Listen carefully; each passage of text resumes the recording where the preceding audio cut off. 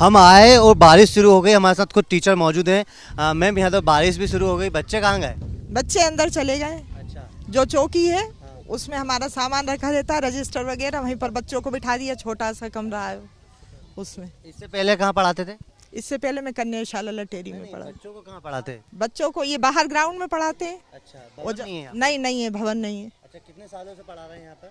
6-7 साल हो गए। अच्छा, ये नीम के पेड़ के नीचे? जी। कितने बच्चे हैं यहाँ पर दर्जे पूरे टोटल? 101। तो कितने बच्चे यहाँ पर हैं? 60 बच्चे हैं अच्छा, इस टाइम मौजूद। 60 हैं, 101 दर्ज हैं। तो ये नीम के पेड़ के नीचे ही पढ़ाते हैं हमें? जी। अगर धूप को देखते हैं सर, इधर धूप आ जाती है तो बच्चों को इधर कर लेते हैं, और इधर आ जाती है तो उस तरफ बिठा लेते हैं। मैम, परेशानियां तो बहुत हो रही, जिस तरह से हम देख रहे हैं, हम खुद आए तो बारिश हो रही है, मगर सरकार के जो बड़े बड़े मंत्री हैं, अफसर, उनको आपने अवगत कराया कि ये भवन नहीं? सबको अवगत कराया, सबको लिख के दिया, लेकिन अभी तक कुछ भी काम नहीं हुआ। अच्छा। पत्रकार बंधुओं ने भी देखा है, सहयोग किया है उन लोगों ने। जी सर, क्या नाम है आपका? हरिबाबू पंथी। अच्छा हरि बाबू जी, हम लटेरी के कौन सा स्कूल है ये? ये शासकीय प्राथमिक शाला मोहनपुरा है। हम देख रहे थे कि आप बाइक पर बच्चों को पढ़ा रहे थे बोर्ड लगाकर, सर ऐसा क्यों?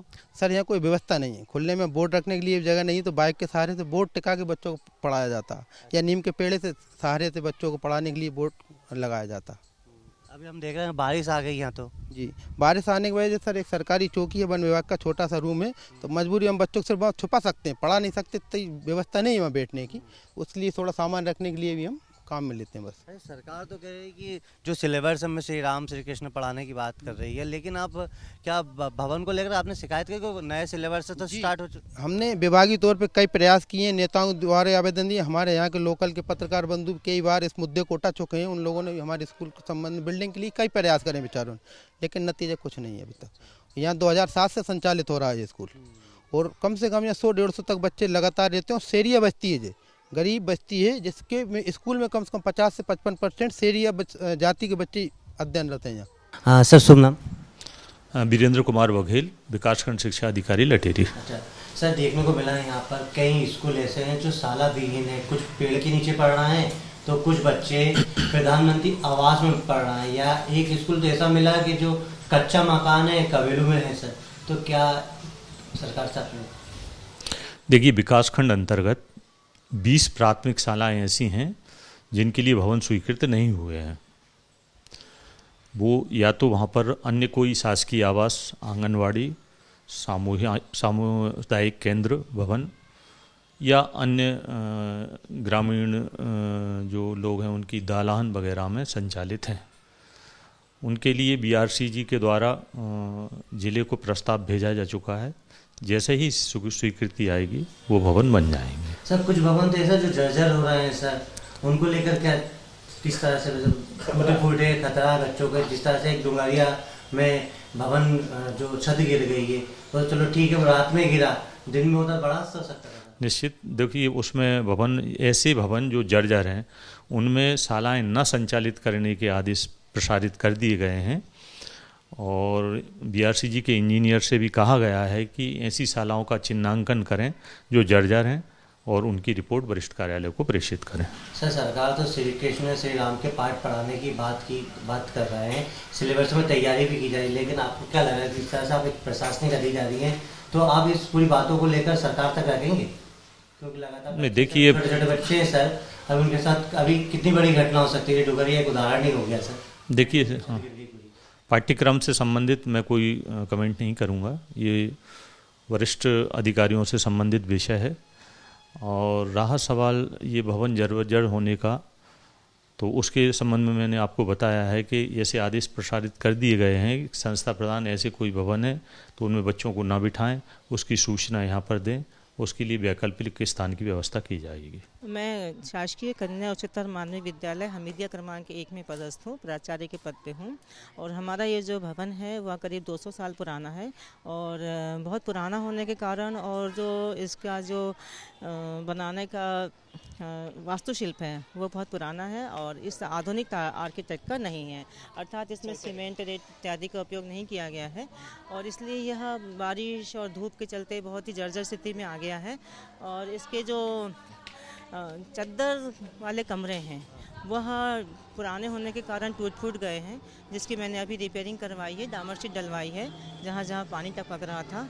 और मध्य प्रदेश शासन से भी हमारे पास इस भवन के लिए प्रस्ताव मांगा गया है, तो मैंने पूरा इसके पूरी डिटेल जानकारी और क्या क्या मरम्मत होना है, किन कौन कौन से कमरे हमारे जीर्णशीर्ण अवस्था में हैं और हमारी क्या प्रायोरिटी है, वह सब विवरण मैंने विभाग को प्रस्तुत कर दिया है। तो मुझे आशा है कि पुरातत्व विभाग और मध्य प्रदेश शासन दोनों ही मिलके इस भवन का पुनर्निर्माण और जो इसकी पुरानी अधोसंरचना थी उसके अनुसार इसको रेनोवेशन का काम करेगा, ताकि बच्चों को सुविधाएं पूरी मिल सकें।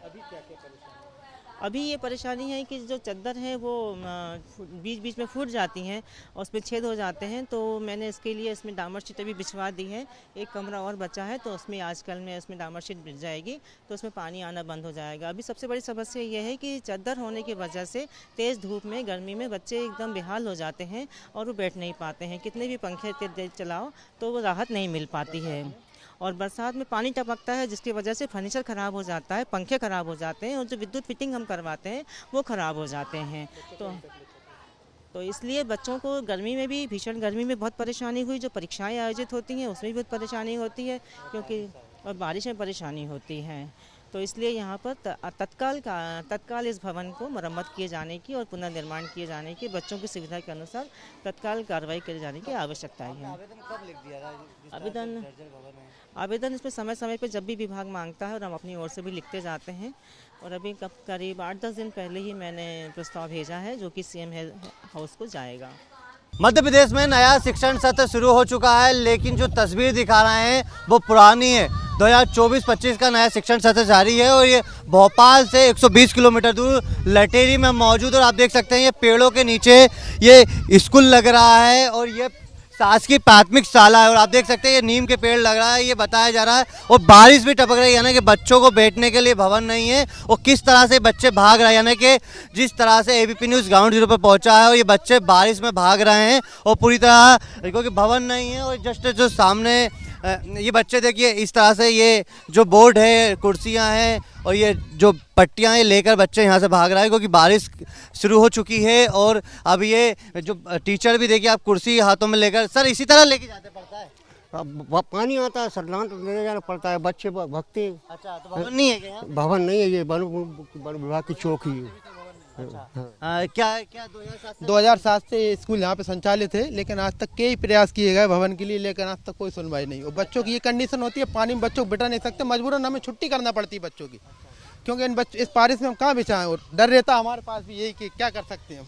ये आप देख सकते हैं किस तरह से ये वन विभाग की चौकी बताई जा रही है, उनका भवन है। और इस भवन के अंदर बच्चों को छोटा सा कक्ष है, इसके अंदर ले जा रहा है, क्योंकि बारिश हो रही है। और ये पेड़ के नीचे, नीम के यहाँ पर ये कई सालों से स्कूल लगा। लेकिन सवाल ये खड़ा हो रहा है कि मध्य प्रदेश में भले ही सरकार श्री राम और श्री कृष्ण की बात कर रही है सिलेबस में पढ़ाने की, लेकिन आज भी जो छोटे छोटे मासूम बच्चे हैं वो स्कूल भवनों से भी परेशान है और जर्जर भवनों में पढ़ने को लेकर भी मजबूर है।